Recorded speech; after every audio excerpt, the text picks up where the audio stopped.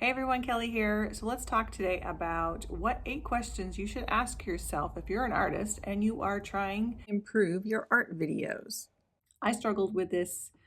I'm still struggling with it for years. I've had a YouTube channel. I kind of go off and on. Sometimes I post, sometimes I don't. I pretty much did what I wanted to do and maybe not necessarily what my audience is looking for me to do. It's really hard for a creative person sometimes because you just are squirreling everywhere. But you have to sit back and look at these main questions that keep you interested. What keeps you watching a YouTube channel? So let's dive in.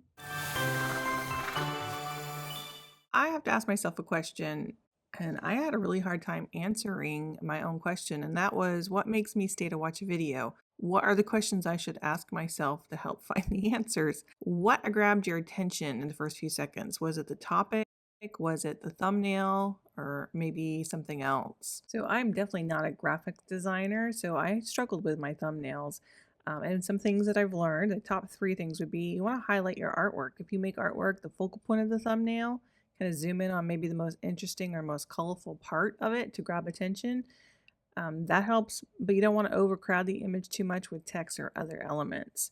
Number 2, you want bold text and contrast. So if you add text, just keep it short, bold, like easy watercolor flowers, loose birch trees, and try to use contrasting colors to make sure the text is really easy to read at a small thumbnail size.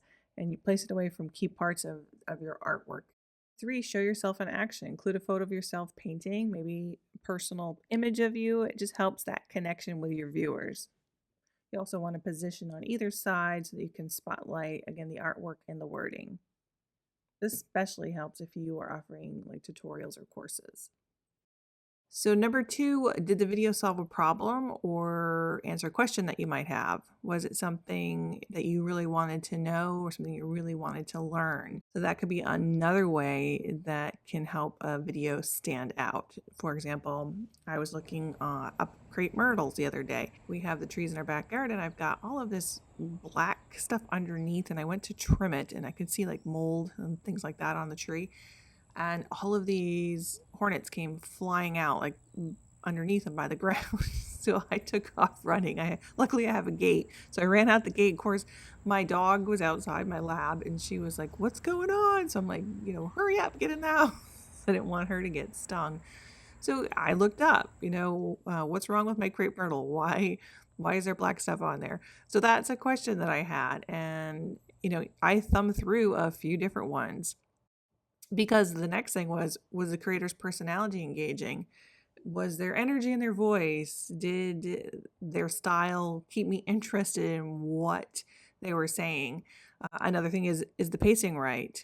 So I found some of them were very engaging, but I was like, okay, get to the point. So for me, I think getting to the point is very important. You have to pace it. Sometimes it's too slow, sometimes it's too fast, and then other times it's going to be just right. Of course, sometimes you have people that you can't, maybe don't like their high pitchedness, or it's too deep, or they talk too fast, or maybe they talk too slow. So that's another thing that's really important when you're thinking about what attracts you to a video. For 5 was, were there clear visuals or demonstrations? So did you find the visuals helpful in explaining or showing the content? Like for the crepe myrtles, I wanted to see the crepe myrtle. I wanted to see the tree itself and the blooms to make sure that I indeed was naming the tree the right way. Is that what that's called? Especially when you're living in a different area. I wasn't familiar with them. So being able to see it and seeing demonstrations on how they trimmed the trees, how they looked at what was going on with maybe the mold or the bacteria, or whatever it is you're looking at. It could be looking at cars, or even like we installed some locks here in our Airbnb, and I didn't know how to set them up. So that was another thing I went to look for.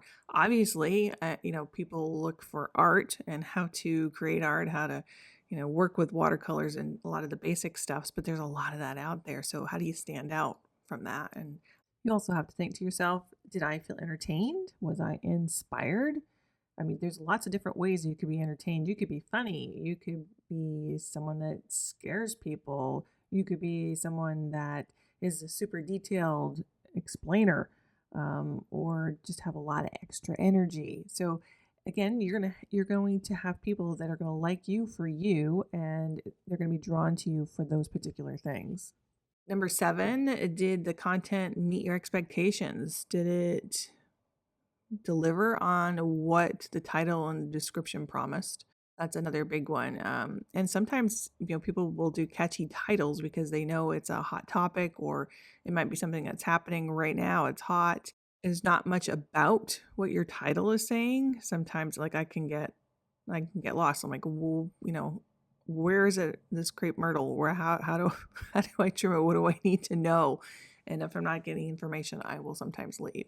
And then number 8, the final one, which is the video quality clear and professional? Are your camera angles good? How's your lighting? Is the sound sharp? Make sure you're giving clear visuals and good audio to keep your viewers interested.